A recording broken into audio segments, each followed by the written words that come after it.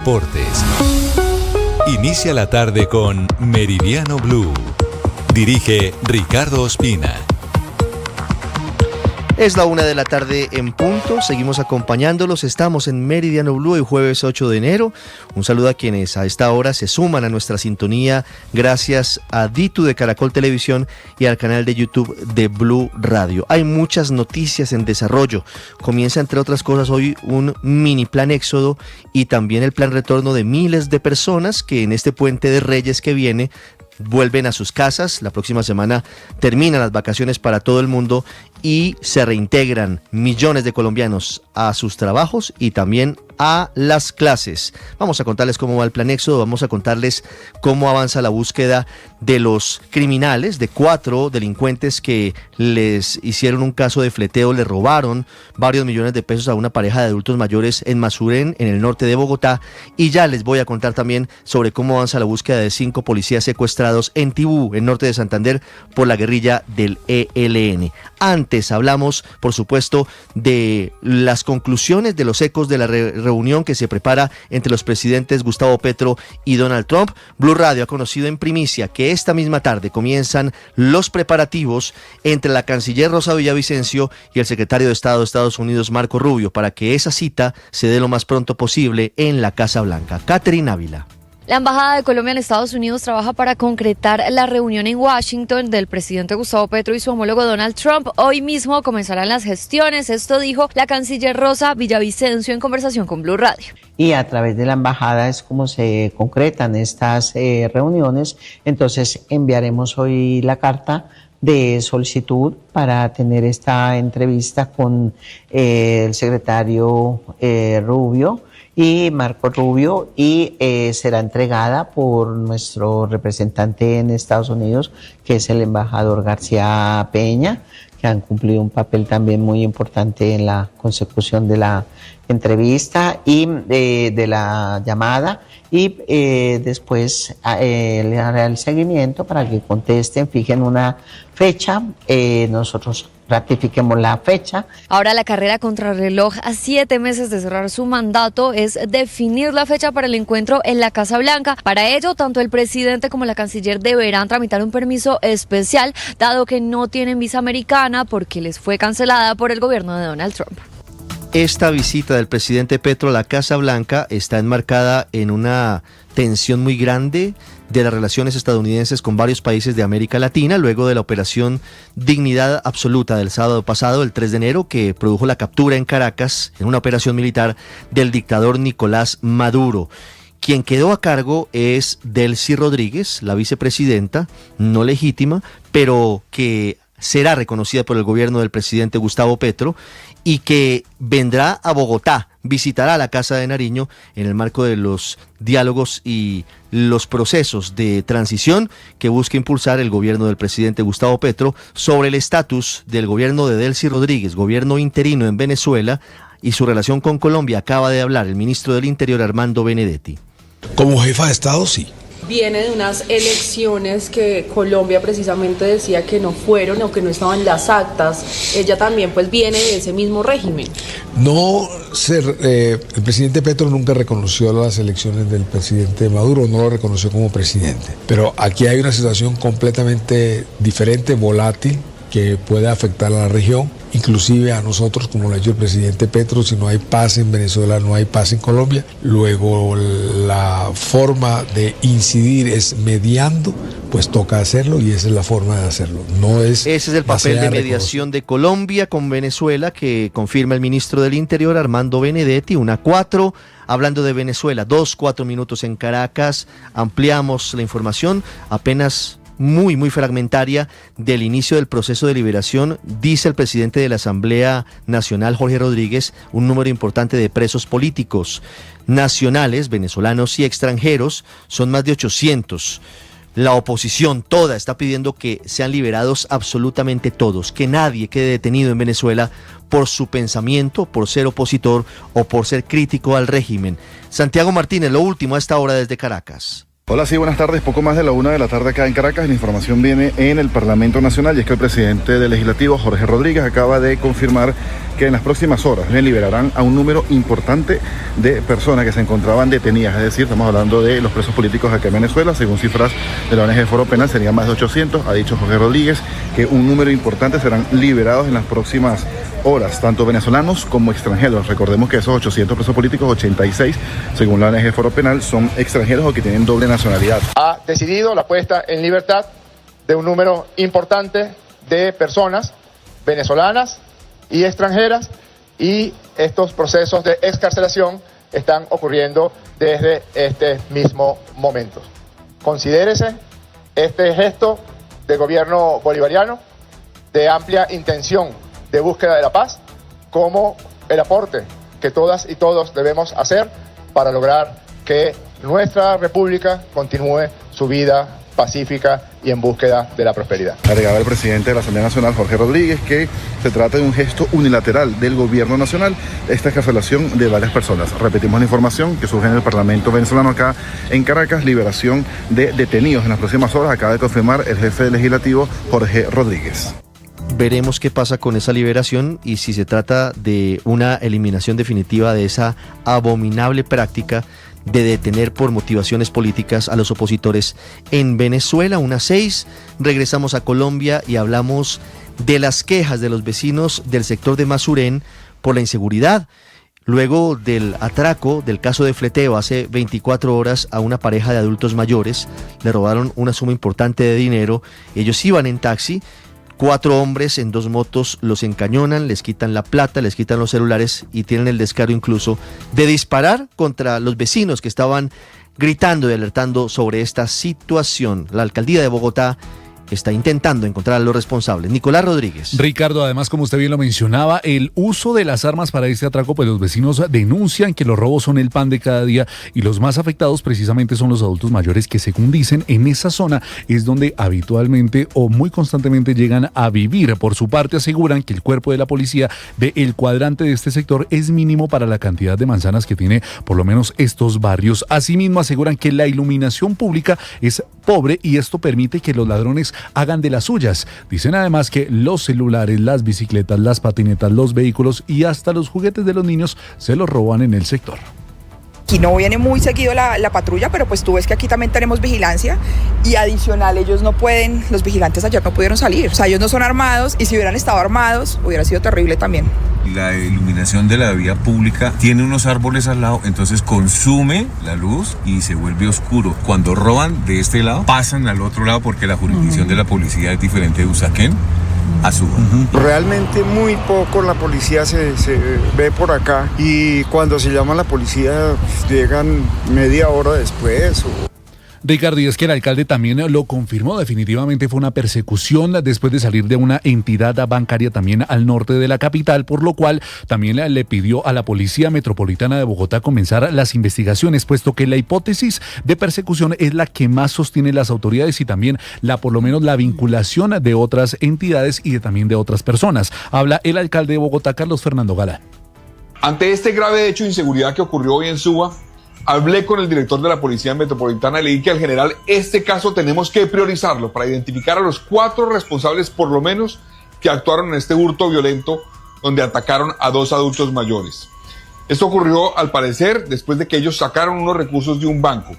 Este tipo de casos usualmente tiene varios cómplices involucrados. Precisamente, Ricardo, ellos denuncian que lo único que pudieron hacer a la hora del robo fue activar las alarmas porque los cuerpos de seguridad de los conjuntos solo responden por lo que suceda dentro de estos mismos y no por lo que pueda suceder en la calle. Y es que precisamente hoy, después del robo, tampoco había presencia de la policía del cuadrante, por lo cual le piden principalmente a la policía que se evalúe el pie de fuerza que hay disponible para ese sector.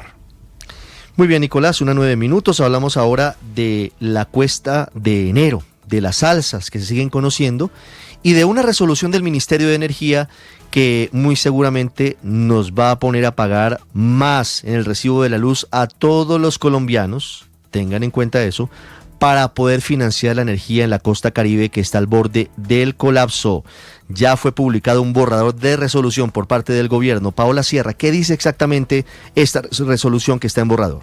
Así es, Ricardo, se conoció este proyecto de resolución en el que habría un nuevo cobro en la factura de luz que tocará directamente el bolsillo de todos los colombianos. Este recargo temporal sería de 8 pesos por kilovatio hora para todos los usuarios del país, con el fin de cubrir deudas de Aire, la empresa de energía en la costa Caribe, intervenida desde septiembre de 2024. Esta deuda supera los 2 billones de pesos y sería el valor que busca recaudar el gobierno con estos incrementos en la factura.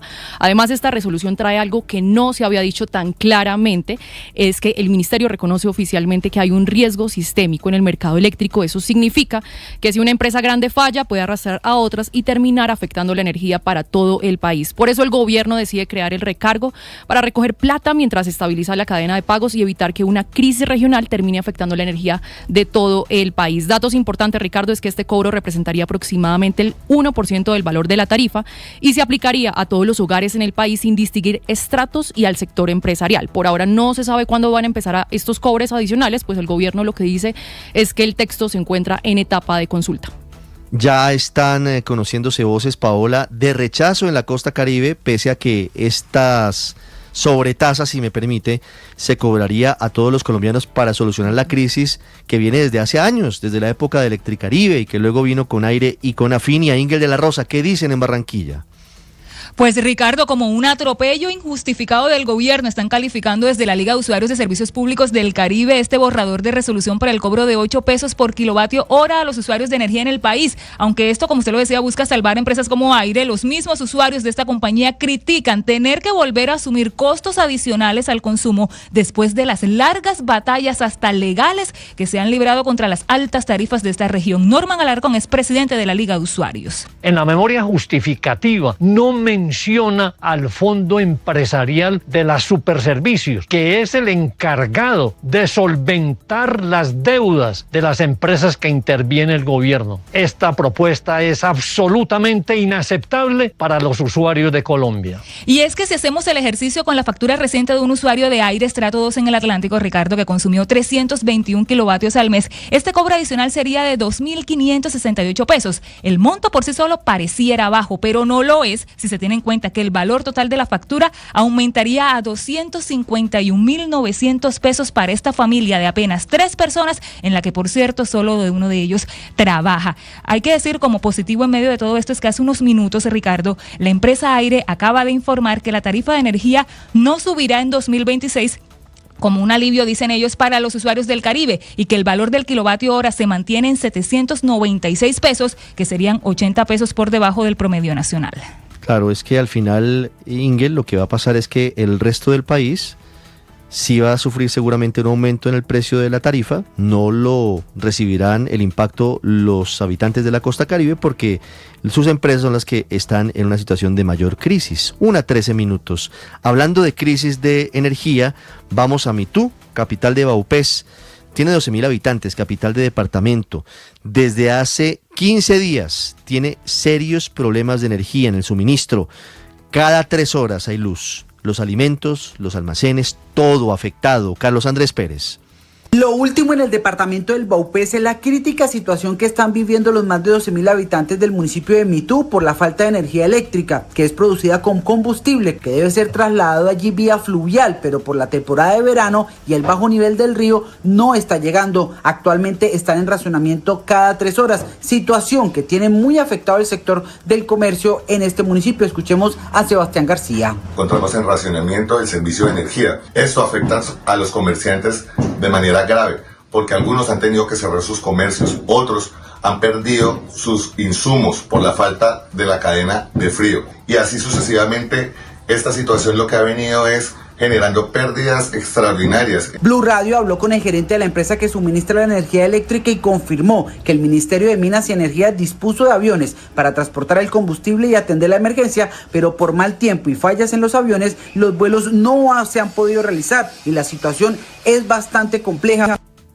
Sí, es bastante compleja la situación. Carlos, cambiamos de tema, hablamos de las elecciones de este año, las del 8 de marzo, que son las elecciones para Congreso, y de las elecciones presidenciales. La primera vuelta será a finales de mayo y la segunda, en caso de que haya lugar, será 3 semanas después, en el mes de junio. Desde hace varios meses la registraduría viene trabajando y se confirma que en las próximas semanas llegará una misión de observación electoral de la Unión Europea para darle transparencia y garantías a todos los sectores políticos de cara a estas elecciones. Sergio Barbosa. Hola, buenas tardes. La Unión Europea desplegará en los próximos días una misión de observación electoral aquí en Colombia, todo esto para acompañar las elecciones legislativas y presidenciales del 2026 con el objetivo de fortalecer la transparencia y la confianza en el proceso electoral. Esta invitación fue extendida el pasado 24 de septiembre por la Registraduría y el Consejo Nacional Electoral, y en ese sentido la misión observará las elecciones de Congreso que están programadas para el próximo 8 de marzo y la primera vuelta presidencial del 31 de mayo de este año en un contexto clave para la democracia colombiana. En ese sentido, el registrador nacional Hernán Penagos destacó la importancia de este acompañamiento internacional para poder garantizar la legitimidad del proceso electoral y fortalecer la confianza de la ciudadanía. Muy bien, Sergio, 1:15. Hablamos ahora de más noticias del mundo, de una decisión del Senado de Estados Unidos en contra de la administración del presidente Trump frente a intervenciones militares como la que ocurrió el sábado pasado en Venezuela, del bloqueo absoluto a Internet por parte del régimen de los ayatolás en Irán y noticias también de la guerra en Ucrania. César Moreno.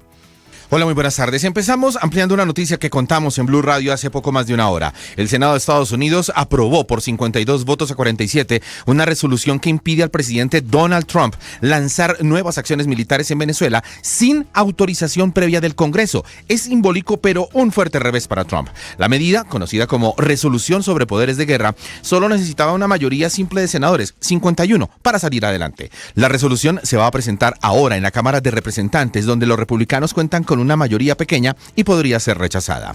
Blockout total. En el día 12 de las protestas, el régimen islámico bloqueó completamente el acceso al Internet en Irán. Millones de personas quedaron sin poder entrar a las redes iraníes y también quedaron completamente aisladas de Internet global, incluyendo redes sociales y navegación en sus teléfonos móviles. Estas manifestaciones, que estallaron por la crisis económica, ha dejado ya 45 muertos y más de 1.200 detenidos.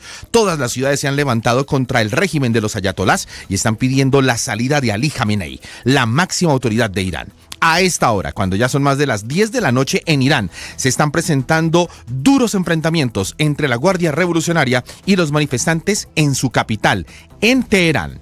Y Rusia advirtió que considerará toda presencia de tropas extranjeras en Ucrania como un objetivo militar legítimo, después de que los aliados occidentales de Kiev acordaran desplegar miles de soldados en el país cuando haya una tregua para garantizar la seguridad de Ucrania. Estas advertencias se han hecho repetidamente al más alto nivel y siguen siendo válidas, indicó el Ministerio de Relaciones Exteriores ruso, que además se refirió a Ucrania y a sus aliados europeos como el eje de la guerra y advirtió que Moscú no va a aceptar ningún acuerdo que alcancen sobre el envío de una fuerza de paz a Ucrania. César, gracias. 1:18. En el Abrebocas Deportivo, ¿qué tenemos para este jueves? Octavio, buenas tardes. Hola Richie, con las buenas tardes y el saludo para todos. Hablaremos de la Selección Colombia, que ha hecho de manera oficial el anuncio de un nuevo partido amistoso previo a la Copa del Mundo. También a esta hora se juega la Supercopa de Francia. En un rato va a jugar el Real Madrid. También el día de hoy juega el Liverpool, así que hay muchísimo fútbol, muchas novedades alrededor del fútbol colombiano, que sigue presentando refuerzos y por supuesto alrededor también de la Selección Colombia. Así que hablaremos de todo esto en los deportes en minutos acá en Meridiano Blue. Las tortas